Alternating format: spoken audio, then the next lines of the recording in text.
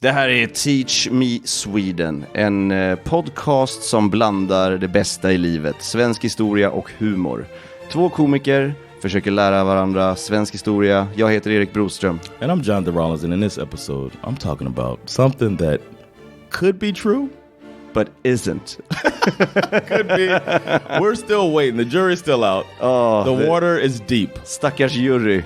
De har suttit där sedan 1500-talet säkert. The water's deep. The animals are real.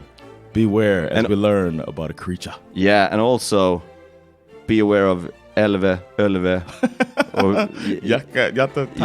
Chatte och Fnatte, I don't know. Tweedledum and Tweedledummer. Yes, and the Wayne's brothers. And the Wayne's brothers. Let's do it. Nu kör vi.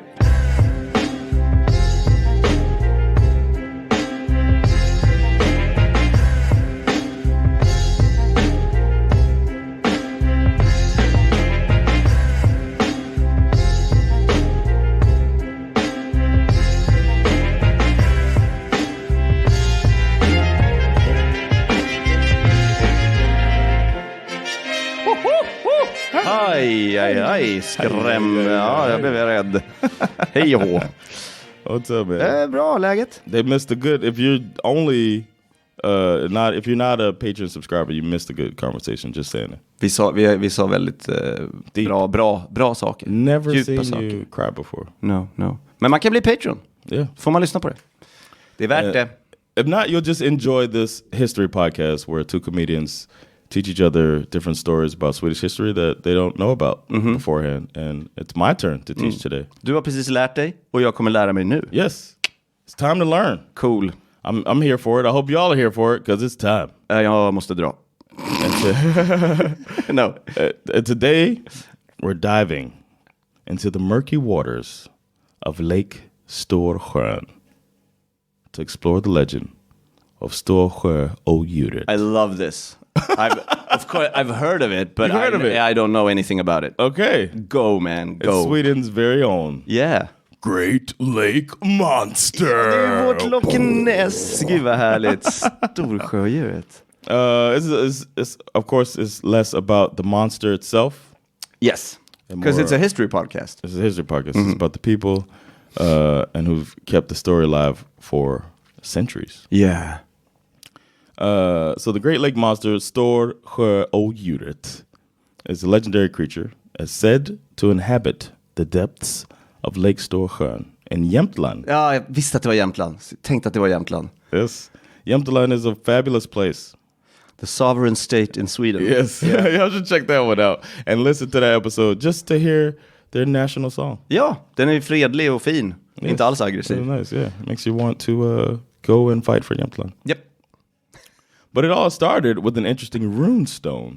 Aha, är det så långt bak alltså? Yeah, man. There's a rune stone known as Frösö rune stone, and it's located on the island of Frösö. Vart skickar man grejer där? Det är typ Skatteverket eller någon. Det är ju någon konstig myndighet som säger du ska till Frösön. Jag bara, vad är det för fel på Stockholm? Jag är i Stockholm, ni är i Stockholm. Varför ska den dit för? Good point. I didn't think about that. I knew I recognized it before. Yeah. Okay. But it's in Lake Storsjö near Östersund. Mm-hmm. And this rune stone dates back to the Viking Age. Shit. And it contains an inscription in Old Norse. The rune stone. Norsk runsten alltså. Old Norse. Just det, men de har ju varit i Jämtland. But people don't really know how to read that shit. För det är så glatt. Kämpebäst som må akta er för. Den kommer äta er om ni går och badar. Ja, men jag fattar ingenting. Nu hoppar vi. It's a cryptic inscription, though, from what they can gather from it. And it's been the subject of much debate amongst scholars. Okay. It does mention a man named Ölve. Ölve med ö? Okay. And his brother in connection with a journey to England. So that's what's mentioned on the runestone. But the exact meaning is uncertain. And some interpretation suggests it may refer to a voyage undertaken by Ölve and his brother. Was the brother's name Elve with an ä? Elve en Ölve. Maybe. Elve, vad är det Ölve? Är vi framme snart? Förlugna dig lite. De är så här stockholmare på 60-talet förlugna dig lite, det är långt kvar på resan. But it's thought that they involve trade, exploration, and that's what had them on these voyages or whatever. Okay, yeah. But regarding Storsjöodjuret, the runestone's been linked to the mythical creature because it's near Lake Storsjö. And some enthusiasts and local residents believe the inscription on the runestone has clues or secrets related to the existence of this creature. Made by Elve. No, he's mentioned in the runestone. He didn't make the runestone. Right. No. Okay, cool. And that adds to the mystique and allure of the legend of Storsjöodjuret. Right. And the runestone is a part of the folklore and the fascination around the creature, and the stories and myths, and all of the Lake Storsjön surroundings. And we don't know who made the runes. No, it's just Viking days, so we're assuming it's Vikings of some sort. Det var säkert ingen som tog på sig cred för runorna. Hey, I didn't make the runes. I don't make the runes around here. It just says on the rune. I don't make the runes. I follow them. I follow the runes, all right? I'm a rune breaker. When I get mad. People call me Maverick because I break the runes. I break the runes. I'm a regular John McCain. Then there's a legend that's out there. So we're going to talk about the origin of the legend. There's a tale of two trolls. Of course, because we know they exist. Exactly. Jatta and Katta. Jatta och Katta. Yeah. Jatta, Katta, Elve. Det låter som en sån här hopplek. Jatta, Katta, Elve. Någon sån här päring.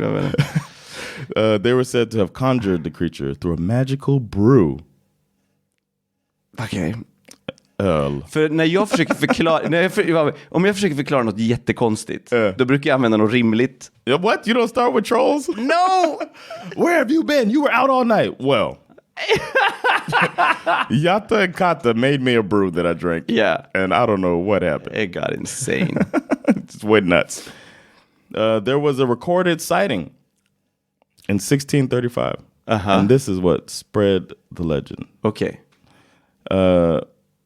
We had the trolls. The legend says that these two trolls made the brew, and it created this sea monster or lake monster, and it's considered a cautionary tale about the unintended consequences of meddling with powerful forces or magic.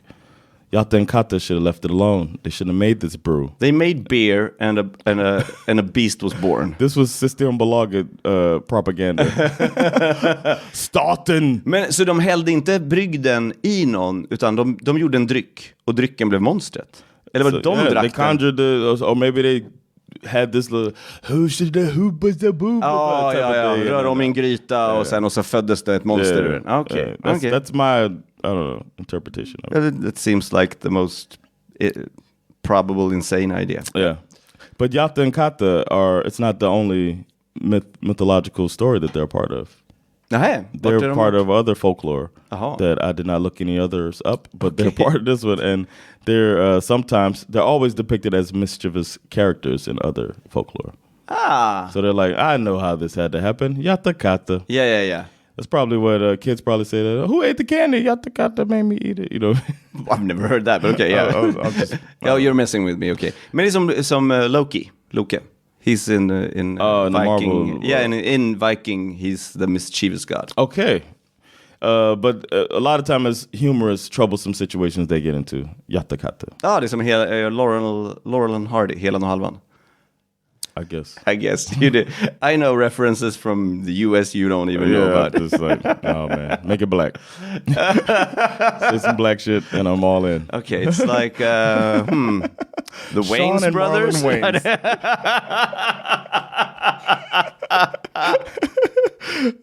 Sean and Marlon. Oh shit. Yeah. There's different descriptions of the creature, but it's commonly depicted as a serpent-like monster with long body and multiple humps. Yeah. On the body. Huh. The locals, when they heard about it, it was like a little bit of fear, a little bit of curiosity, and of course some skepticism. And like many tales of mythical creatures, it sparked fascination and apprehension. Like, don't go in the lake. Yeah. Because it might be the Storsjöodjuret. We had one of those in Nacka. Vi hade sjö som heter Långsjön. Och där fanns det en gädda, you know, like a big fish. Yeah. Den var gammelgäddan. Flera år var vi så här, gammelgäddan kan komma. Lite längre än vad en fisk kan leva. They bite too. Yeah. Det var någon som hade blivit biten av den, så det var så här, gammelgäddan är där. Så det var lite läskigt. And it could have been the baby of the Storsjöodjuret. Some people believed in the existence of a creature, and then this just kind of made them like, it has to be that. Just like we were talking about especially considering the vastness and the mystery of Lake Storsjö itself. Okay. Like a big, mysterious lake. But then some people are like, this is just some bullshit. Of course. Yeah. But then over time, sightings and reports of encounters added to the mystique. People are saying, we were out there and then we saw this fucking thing. And people were genuinely convinced when they hear from these guys who've been on the sea that or been out on the lake, it must be true. And they attribute it, but then some people are like, no, that was the light off the water. You know what I mean? Yeah. When they, like, just like UFOs type of thing. Yeah. The story of Storsjöodjuret became deeply incorporated into local folklore through oral tradition, storytelling, of course, and cultural practices. The sightings and encounters were reported, the legend grew, and the community kind of embraced it. Now it's like becoming a thing. Yeah, like it's a tourist attraction. To get known for it. Yeah, there's some money in this shit. So then, of course, there's embellishments as well. People are like, oh yeah, man, grandma. That was klart. Yeah. I had the fish.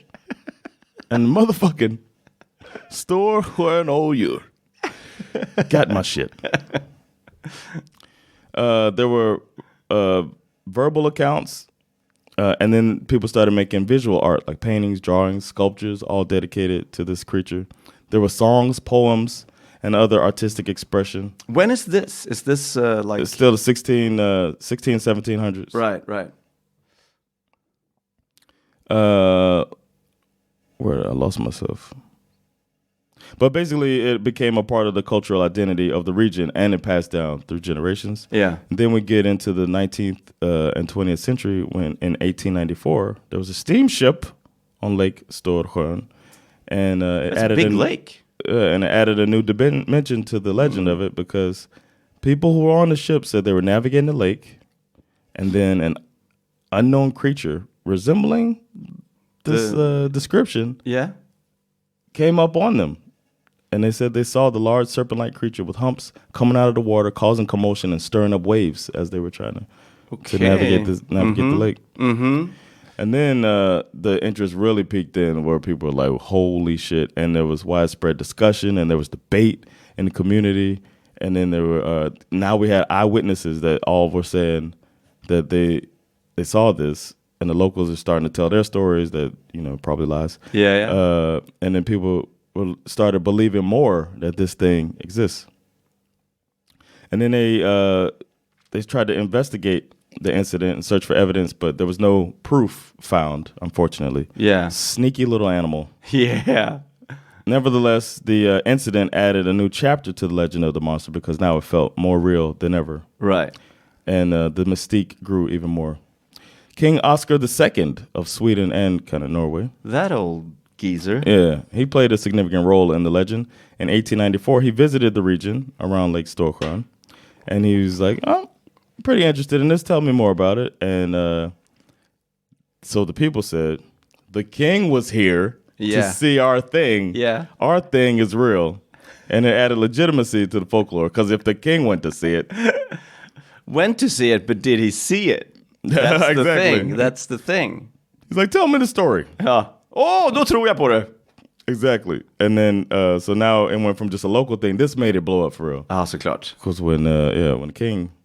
So he reportedly, reports say, promised a reward to anyone who could capture and provide evidence of the creature's existence.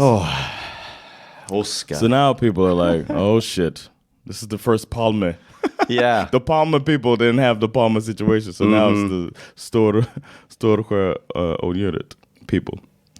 And then people started making expeditions and trying to investigate so they could find this elusive, gigantic creature. Increased media coverage, of course, after the king leaves. Yeah. And so in Sweden and now internationally, it started getting news about this Loch Ness type of thing. Yeah. And the newspapers and magazines, they all reported on this royal visit and the hunt for this animal. And it just made it more famous and notorious. Was Quint from Jaws there? We're going to need a bigger boat. Bring the Vasa.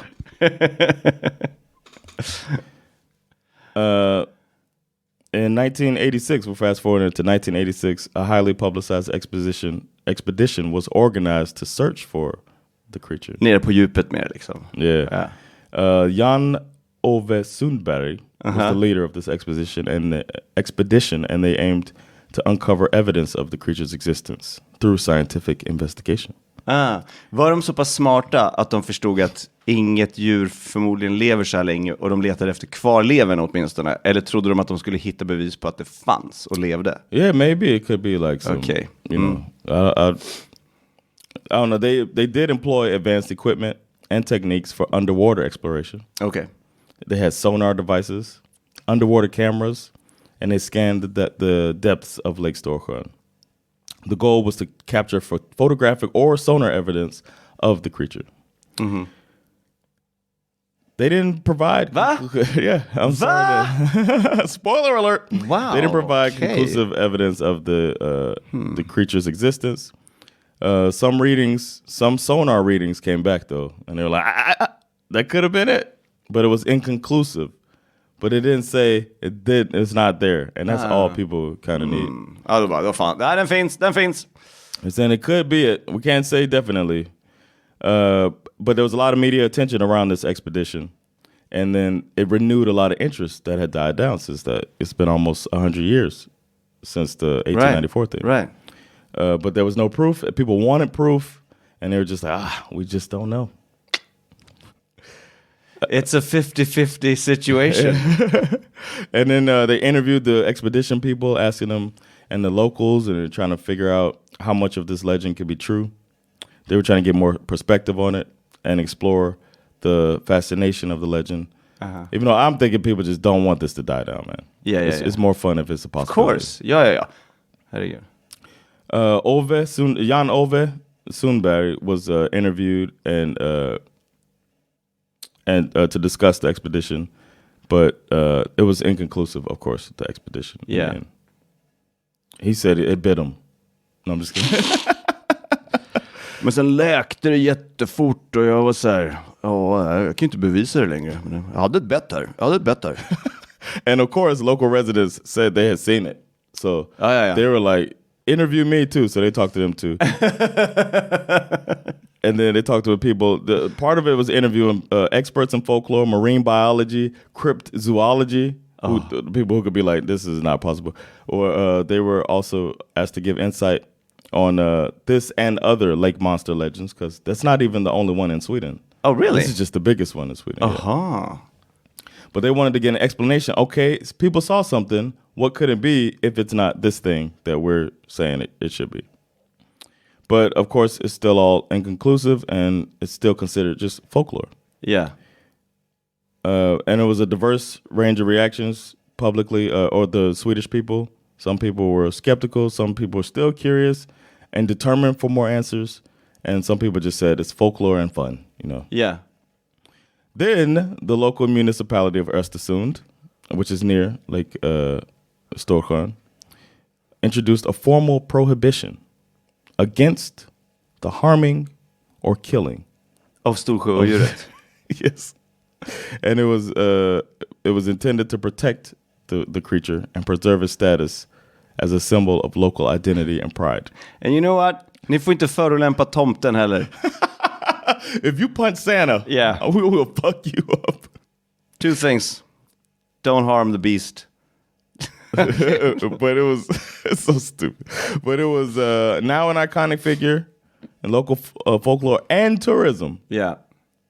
Because there was visitors coming to check out the lake and see, and there was a lot of economic activity now. Yeah. In the area, so killing or harming the creature could damage that. So, för säkerhets skull. just if you run into it, don't kill it. All right. It hasn't killed any humans.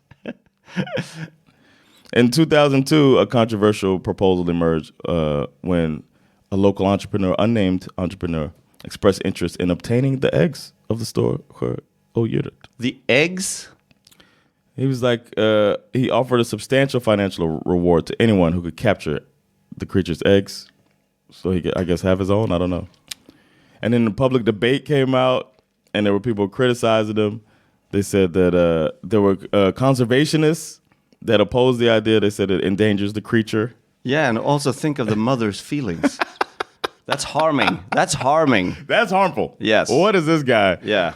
And they said it could disrupt the delicate ecological balance of the lake. We don't. To me, that makes more sense though. Yeah. Going in there fucking around looking for eggs. Yeah.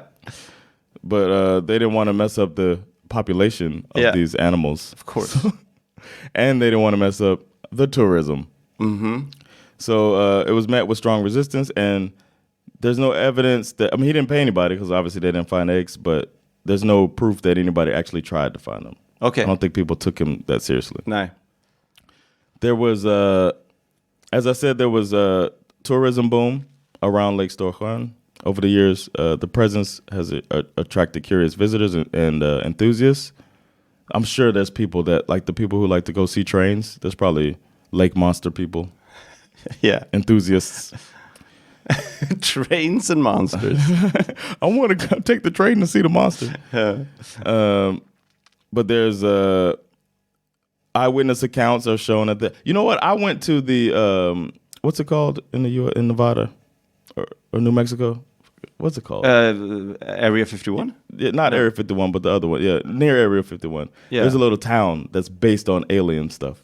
Oh, yeah. It was so crazy. I went there with my son on that road trip, and this reminds me of that. Because everything around there, you can see it's a full economy on Area 51 type stuff. Yeah. And I was in there, and I started drinking the Kool-Aid. I read this story about an encounter. Okay. And I was like, it was on the wall in this alien museum. My son's walking around looking at stuff, and I was just like, wow, I think this could be. But what was the Kool-Aid thing? That's a saying when you start believing stuff. Oh, okay. You drank the Kool-Aid. Oh, because the sect where they committed suicide. Exactly. Yeah. Okay, yeah. So I started like going along with it. I started believing, and I had to step out of there. Quick Google search and bring me back to reality. I can see this happening, man. You go there, like, maybe there is a monster. But there's souvenir shops. There's merchandise. Yeah. There's there's even a monument of this thing on the lake. Good for them. Yeah, but the local economy is boosted by this, and people interested in cryptozoology, folklore, and outdoor adventures, they all go and check it out. Huh. There is a Storsjöodjuret's Day. Really? Known as Storsjöodjuret's Is that a Swedish dog. day or is it Jämtland's? It's an annual event celebrated in Östersund. Right.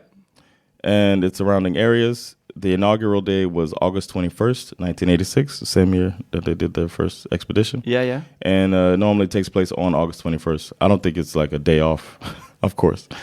But it's dedicated to the legendary creature, and it's said to, which is said to inhabit this lake.